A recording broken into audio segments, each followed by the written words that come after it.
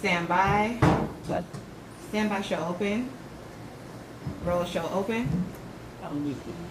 Live, the WTOC Stand by camera 4. News leader in news at 5:30 starts now. Take over. Thanks for joining us on B News at 4:30. I'm Sorrel McKinney. We're learning more tonight about the investigation into the shooting deaths of 2 people, including a 17-year-old in a Statesboro apartment. WTOC's Olivia Wright is there. Stand by package. About what they know so far. Take package. Reporting in Steve. Stand by. Just there, Camera just 1. being your peripheral. The idea. A Savannah man serving a life sentence in prison for the deaths of 3 people in 2017 just had 3 Stand by full screen. overturned on the charges. Take full screen. Jerry Chambers was convicted on 3 counts of felony murder in 2020, and since then has been appealing Stand by VO. his case for the Georgia Supreme Court in December. And today, the court ruled that Chambers should not have been convicted of What's going on? VO. Chambers was convicted on 3 counts of felony murder, but those convictions were based on Yeah, other more like convictions. shrill. The state did not Stand by side. clean police. Because of that, those convictions and subsequent in the felony murder convictions cannot stand. Take sides. Insufficient evidence denied a trial for the jury to reach the conclusion that the officers were badged and no goods officers who signaled Mr. Chambers as they were in pursuit of his white SUV. Mic up. We'll have more on why the court ruled in favor of that argument. Stand by and camera how 1, Chambers OTS. could possibly face coming up on B News at 6. Same. CBS News is reporting that President Donald Trump will sign the Laken Riley Act into law tomorrow. The legislation will be the first to receive the new president's signature after passing in both the House and Senate. The president spoke about the legislation Stand by side. at Mar-a-Lago State in Florida. Roll stop. She was beautiful, she was great person. But to have a bill of such importance named after her is a great tribute. The Laken Riley Act requires the Department of Homeland Security to detain undocumented migrants who Stand by charged camera with 1, crimes, OTS. including theft and burglary. Laken was a nursing student found murdered on UJ's campus. Her killer, an undocumented migrant from Venezuela, was convicted last year and sentenced to life in prison without possibility of parole. Georgia Democratic Senator Sean Ossoff and Raphael Warnock also voted in favor of the legislation. The president also talked about his efforts to end what's known as birthright citizenship, which automatically makes anyone born on U.S. soil an American citizen. He also talked about banning diversity policies Stand by and stand. unity within the Republican Party. A battle over development in one low country city has made its way to the highest court in South Carolina. I talked to the people on both sides and got a look at the potential finished product. Good point, city. Oh no, you're good. The tag will be at the band though. I changed it. Stand by. Of course, both sides are hoping the Supreme Court agrees with them. The developer telling me they'll fight this until the end, if need be, and the Sword Foundation saying if the state's highest court follows in the footsteps of the judges before them, allowing Stand by, this sticker. hotel to go up, they'll have to figure out what to do for fans. Coming up, we'll take a look at some tips to help keep kids active outside when the temperatures drop. More details after the break. Live from WTOC, the Southeast News leader. B News at noon starts now.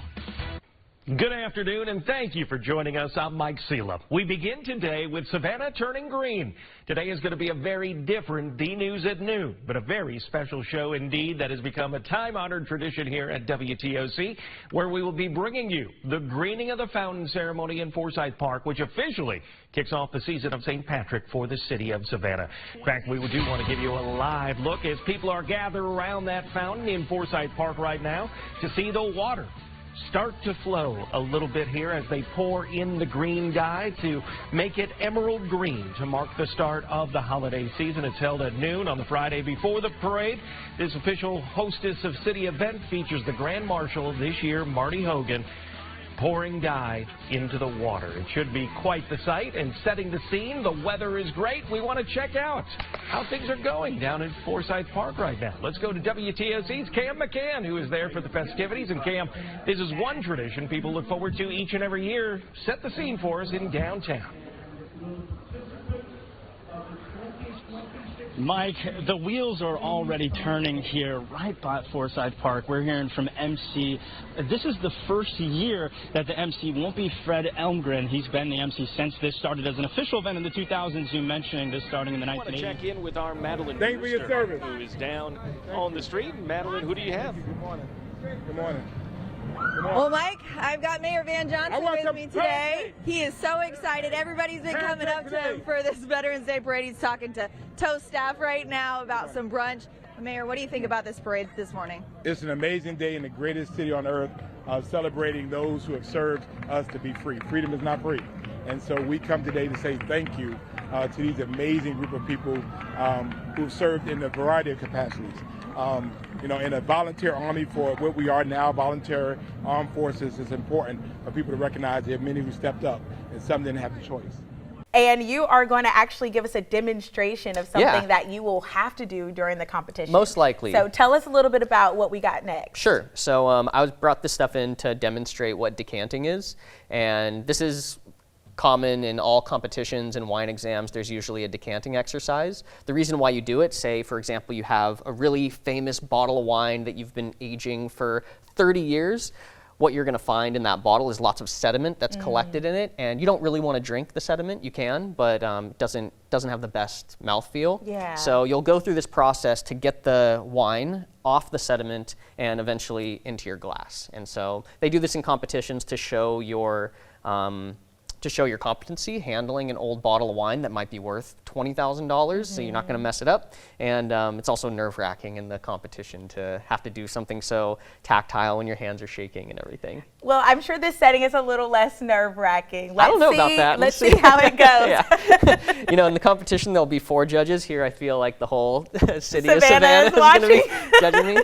But yeah, I'll walk you through it. So first thing that you're going to do is, if you have a candle, which you'll need to do it, you'll use. I'm going to use a phone light. Is that okay? Yeah. Okay, perfect. So you'll light that first. Then you're going to, if the bottle was in a cellar, you'll pull it out very gently and kind of slide it into this basket to try not to disturb the sediment. Next thing, you have to make a cut under the second lip of the bottle. And you do it under the second lip because some people will cut at the first lip, but when you're pouring, you can actually end up with wine kind of underneath the foil there, and that can contaminate future pours. So you always want to do under the second lip. Then once we get the foil off, try to cut it as pretty as possible without disturbing the bottle so that it looks nice. I did an okay job there, so try to hide that on the back. This is all trash. That can go in your pocket. You'll take a serviette because a bottle that's been aging for a while, there might be some mold or something like that that's grown under the foil. It's not harmful, but you just don't want it in your glass.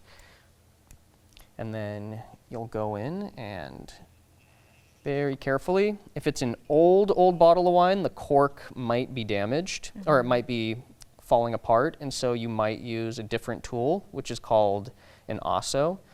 I'll kind of grab that real quick, which looks like one of these. Oh, that looks fancy. Yeah, so the prongs will kind of go down into the bottle and you can pull it out while keeping the cork intact. So you might do that if you have a really old bottle of wine. Anyway, going back to here. Pull this out very gently. And then I like to grab a serviette here because sometimes there'll be some wine that might jump out. Just to keep it nice and safe there. Perfect. When you pull the cork out, you always kind of want to pull it up as well as not down because there is sometimes a little bit of pressure and it'll shoot wine out. Oh, okay. Yeah, but then... And this is typically for older bottles. Yeah, this is for older. For a young bottle of wine, you can just open it like a regular bottle. Yep, nothing to be worried about. We'll keep the cork on a coaster for our lovely guest later. That can go in our pocket now. We'll give another wipe of the bottle.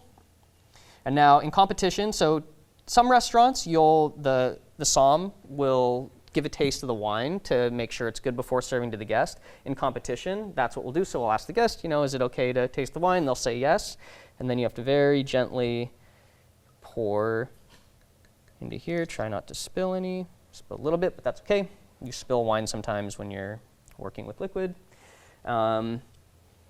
Usually give a smell, say the wine's fine. Then you'll season your decanter.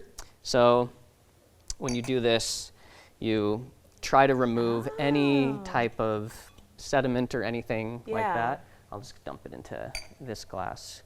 Oh wait, no, I can go, sorry. Go right back into this one. And then I will taste the wine and say, I'm allowed to here or Absolutely. I have to wait? Okay. The wine is beautiful, sir. It's drinking excellent today. Okay. It's very good. And then we'll slowly move the bottle, sliding the basket away from the bottle and get ready to decant. So this is going to be, this wine kind of got stirred up when I was driving over, but you can kind of see, so what I'm going to do is I'm going to pour into here, looking through the bottle into the light, and I'm going to look for the sediment. Once the sediment starts to get to the neck, I'll stop decanting and the wine will be good to go. So we'll give it a shot. This is very good practice. I actually am a bit nervous, so it's good no for need for the nerves. You're good doing for the great. competition. Try not to touch the bottle to the glass. And I'm starting to see through it right now. Yeah. And this is looking pretty good. This bottle's not too old, but I'm starting to see a little bit of sediment now. So I'll stop. Perfect. The bottle will go on a coaster facing the guest. Usually this is done at a side station, so want them to see it. Clean up any drips on the bottle. And then we're ready to take this over and serve our guests. It looks and that's so decanting. pretty, too. Yeah, it's fun. It's a little bit technical and there's a lot of steps, but ultimately you don't have to go through all like the wiping and everything like that and the tasting, but that's a high level of service for decanting wine.